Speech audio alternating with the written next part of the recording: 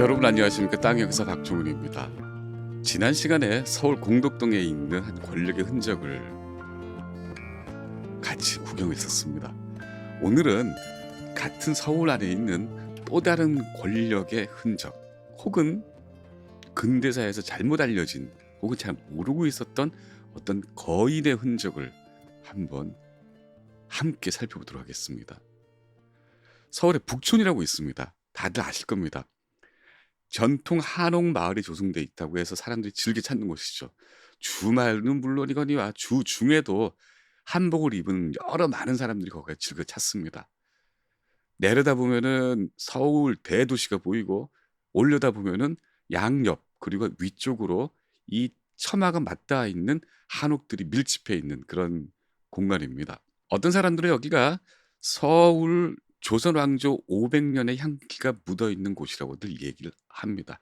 그렇게 했었습니다. 사실은 아니죠.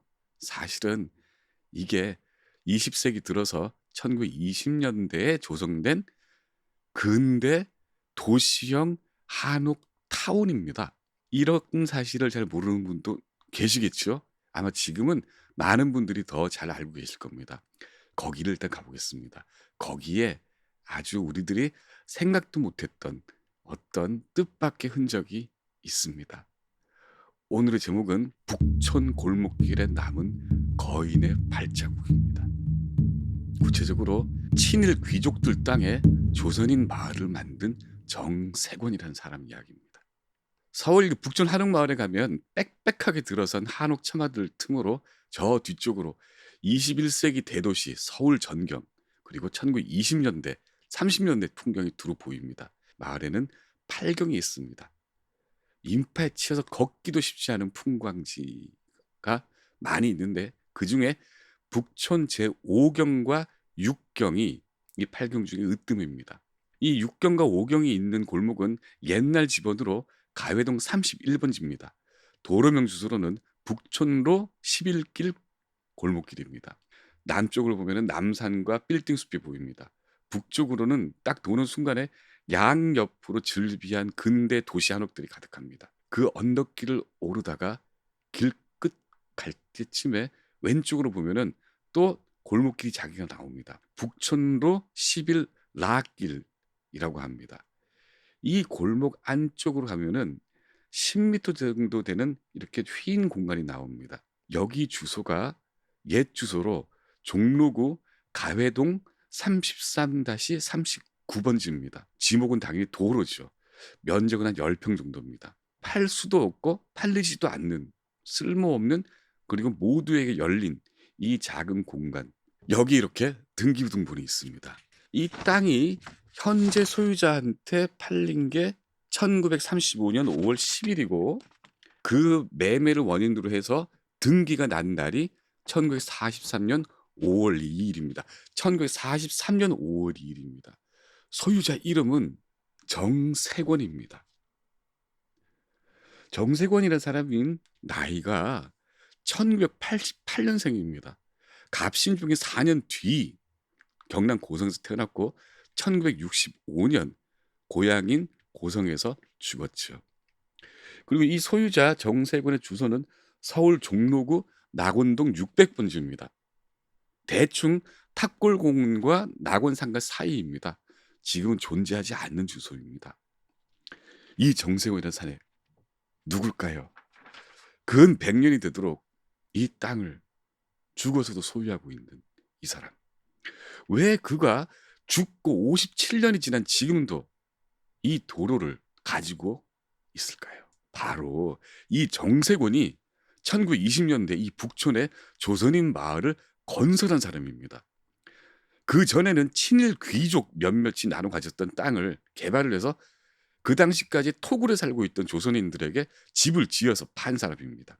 아까 처음 말씀드렸듯이 오랜 기간 조선 왕조 500년 양반의 땅으로 포장됐던 이 북촌, 사실 실제로는 나라를 팔아먹은 조선 귀족들 대저택이 있었던 자리이고, 그리고 정세권이라는 거인이 남긴 크고 깊은 발자국 이야기입니다.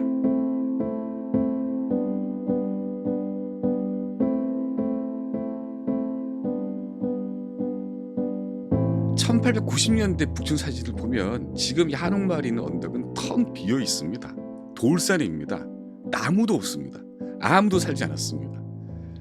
대신 사람들은 이 가회동이 지금 복개가 되기 전에는 물이 흘렀었는데 이 골짜기 주변 평지에 살았습니다. 주로 고관 대작들이 살았습니다. 멀리는 지금 공예박물관으로 변한 안국동 사거리, 안동 별궁까지 평평한 곳에 고관 대작들이 큰 집을 짓고 살았죠. 서운관이라는 지금의 기상청 비슷한 그런 기관이 있었습니다. 그게 지금 현대건설 본관 건물 빌딩이 있는 곳에 있었는데 그 서운관이 있던 곳도 지대가 높았습니다. 그 고갯길 남쪽으로 내려가면은 흥선대원군이 살았죠. 운현궁입니다. 서운관 고갯길에 있다고 해서 운현궁이었습니다. 18세기 후반에 이 가운데에서 개혁을 꿈꾸던 박지원과 북학파들이 나왔습니다. 그리고 100년 지나서 갑신정변을 주도한 김옥균 그리고 서지필 또 바로 이 북촌에 살았습니다. 이 김옥균과 서지필이 살았던 집과 그 터 이야기는 다음 주에 해드리겠습니다. 이 사람 살기 어려운 돌산 능선에 사람이 살기 시작한 건 대한제국 때였습니다. 이미 전주 이씨 종친 그리고 처갓집이죠. 순종비 윤씨 가문이 소유한 땅에 그 종친과 윤씨 가문들이 대저택을 짓고 살았습니다. 그리고 여기에 이 대토지를 소유했던 고종비 민씨 가문이 또 저택을 지었습니다. 민영이 이름 많이 들어보셨을 겁니다. 그리고 그 아들 민대식이 가회동 31번지에 5,447평 땅을 가지고 있었고 완숭군 이재환이라는 종친이 가회동 30번지에 1237평 땅을 가지고 있었습니다. 이 두 사람이 가회동 대토지 소유주의 대표적인 인물이죠. 그리고 한 사람 더 있습니다. 또 전주 이씨입니다. 1884년 갑신정변 때 고종이 잠시 피신했던 곳이 있습니다. 개동궁이라고 합니다. 개동 147번지인데 여기에 2118평짜리 대지와 땅에 완림군 이재원과 그 아들 이기용이 살았었습니다.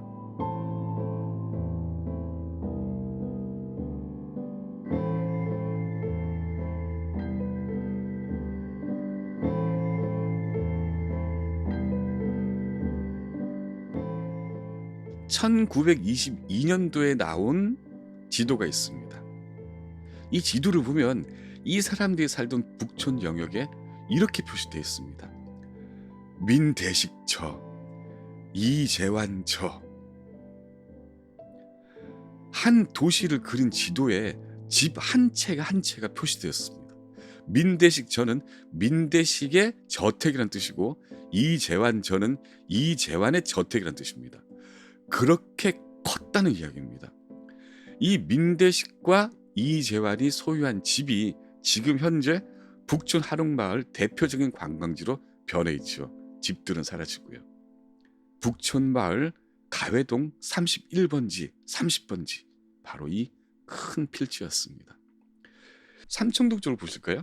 여기에 보면 삼청동 146번지에 송병준이라는 사람 집이 있습니다. 3,967평입니다. 그리고 이 송병준의 땅과 붙어있는 145번지는 이완용의 형 이윤용의 집입니다. 사이즈가 비슷합니다. 3,241평이었습니다. 송병준 그리고 이완용, 윤용 이름 다 들어보셨을 겁니다. 이 두 집 대지를 합치면 바로 지금 대한민국 국무총리 관저하고 거의 겹칩니다. 이렇게 옛 권력자의 땅이 지금 또 다른 권력자의 관주로 변해 있습니다. 그리고 다시 이 시도를 보시면 한창수저 그리고 한창수 저택과 한상용저 한상용의 저택이 또 보이죠. 한창수는 이왕직 장관이었습니다. 북촌 가회동 10번지와 26번지에 각각 3,163평 그리고 2,708평을 가지고 있었습니다. 가회동 93번지에는 한상용이 살았습니다. 한상용은 동양척식 주식회사 고문이었습니다.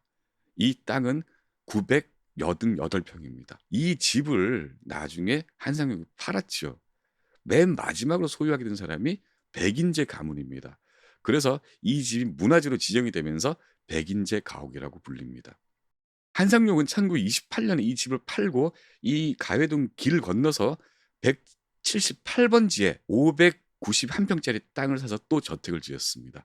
이 집은 지금 가회동 한씨 가옥으로 불립니다. 자, 이때가 쭉 나온 사람들 이름을 얼추 볼까요? 민영휘, 그리고 민영휘의 아들 민대식, 이재환, 이기용, 한창수, 한상용, 이런 사람들 이름에 늘 따라붙는 꼬리표가 있습니다. 바로 조선 귀족입니다. 1910년 8월 대한제국이 일본으로 넘어가고 두 달 뒤 남산에 있는 총독관제에서 총독들로부터 한일 합방에 기여한 공로를 인정받아서 귀족 자귀를 받은 인물들입니다.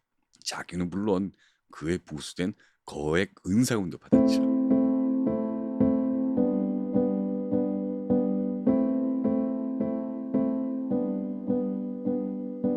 북촌은 그랬습니다.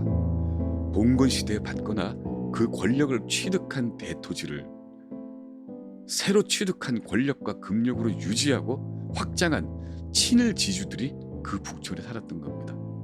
1917년 그때 운현궁 주인이던 흥선대원군의 장손 이준용이 죽었습니다.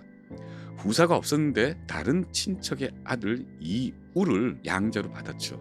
그래서 운현궁의 땅과 왕실 후손인 공족으로서 전하의 호칭을 그 후손 이우가 세습을 했습니다.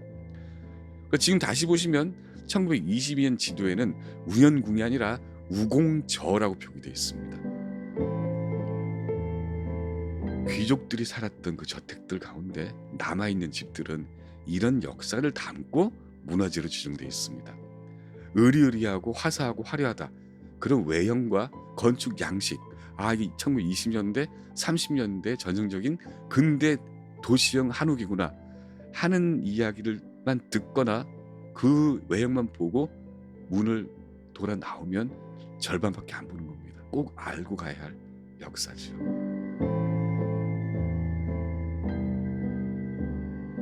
여기에 이제 거인, 큰 사람 정세곤이 등장합니다.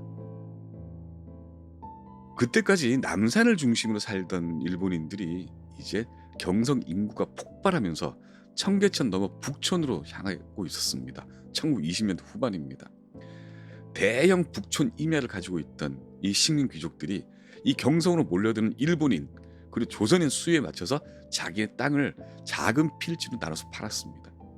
그때 건양사라는 주택 경영회사를 운영하던 이 정세권이라는 사람이 바로 이 가회동 지역 개발로 돈을 벌었습니다. 정세곤은 경남 고성에서 면장을 하다가 당시 있던 일본인과 알력이 생겨서 서울로 상륙했던 사람입니다. 이 가회동 30번지, 31번지는 그때 정세곤이 만든 대규모 주택단지입니다. 그러니까 조선 후기까지, 다시 말해서 대한제국이 망할 때까지 여기에 사람들이 제대로 살지가 않았습니다. 아까 처음 말씀드렸던 식민 귀족들 그리고 구한말의 이 권세가들이 그 돌산에 큰 토지를 받아놓고 거기에 작은 그리고 예쁜 집을 지어 살던 그런 정도의 별장지였죠. 그런데 그때 당시에 조선 사람들은 정말 참으로 불쌍하게 살았습니다. 토구를 짓고 거기에 거적대기를 깔아놓고 살았죠. 사람은 많고 시골과 달리 좁았습니다. 그 조선인들을 위해서 정세곤이 이 시골과 달리 좁은 땅에 방과 마당과 상하수도를 갖춘 도시형 한옥으로 구성한 조선을 위한 단지를 조성을 했습니다. 그게 지금 현재 21세기에 남아있는 북촌 한옥마을의 원형입니다. 이 주택 설계는 제가 지금 일하고 있는 조선일보와 표준 모델, 표준 설계도를 공모를 해서 대량 개발이 가능하도록 만들었죠.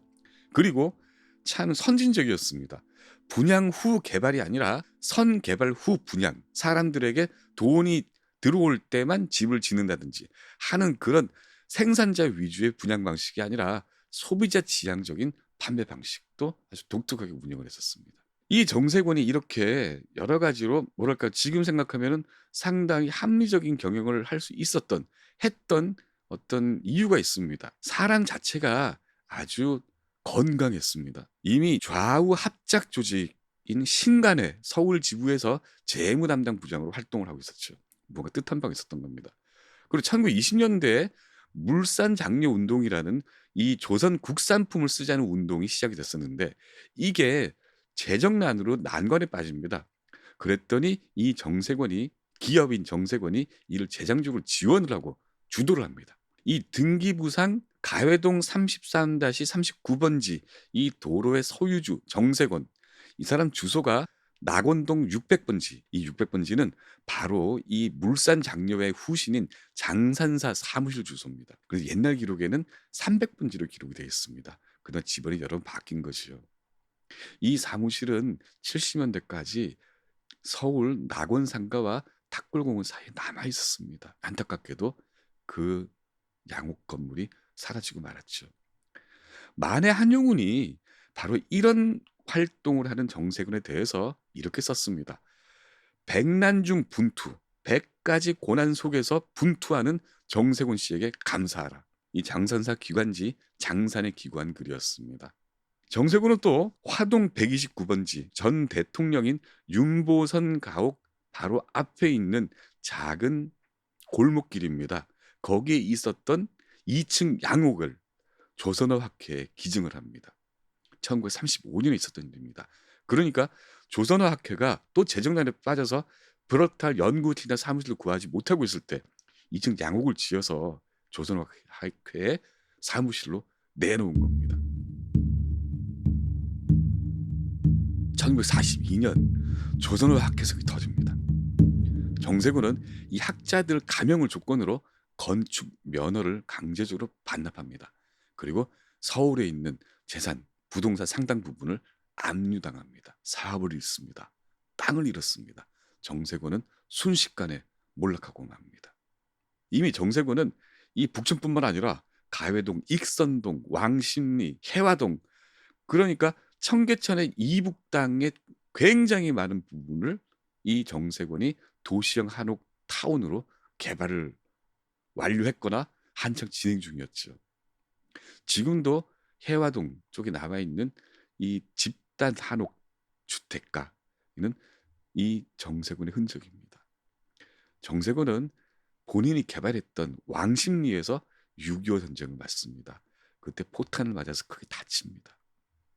이후에 정세군은 고향 고성으로 돌아가서 거기에서 죽었습니다. 1965년 일이죠. 그리고 세월이 아주 흘러서 대한민국 정부는 정세군에게 건국훈장 애족장을 추사합니다. 조선어학회를 지원하고 조선어학회 사건의 배후에서 도왔던 그런 공로를 인정받은 거죠. 하지만 이 북촌에서 있었던 일에 대해서는 알려진 게 최근의 일이었습니다.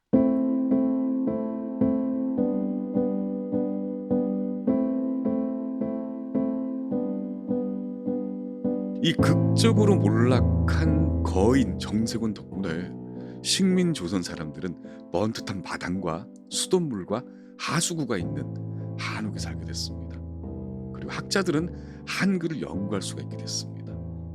그리고 21세기 우리 대한민국 사람들은 그 흔적을 구경하며 즐거운 시간을 보낼 수 있게 됐죠.